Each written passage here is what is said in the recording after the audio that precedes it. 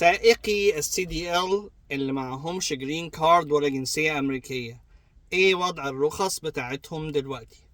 انا هتكلم على نيوجيرسي. انا النهارده اتكلمت مع السوبرفايزر بتاع انسبكشن بتاع تيم من التيمز بتاعه السكول باص هنا في نيوجيرسي، وسالته عن النقطه دي تحديدا.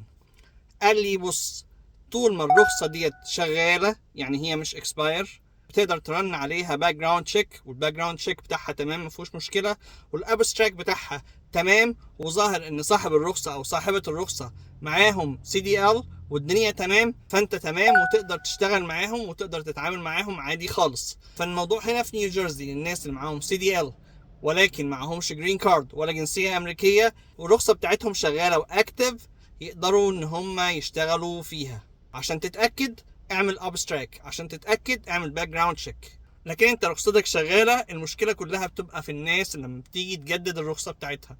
طبعا هنا في نيوجيرسي اللي بيبقى معاه رخصه من النوع دوت بتتجدد كل سنه، يعني هي بتقعد مدتها سنه واحده فقط. فحسب الريكويرمنتس بقى اللي هتنزل بيها وزاره النقل والولايه والكلام ده، هنشوف ايه اللي هيحصل معاهم وايه اللي هيبقى مطلوب منهم. لكن حاليا انت تقدر تسوق. ده خلاصة القول هنا في ولاية نيوجيرسي. تحياتي للجميع، كل التوفيق للجميع. لؤي العاصي من نيوجيرسي، مع السلامة.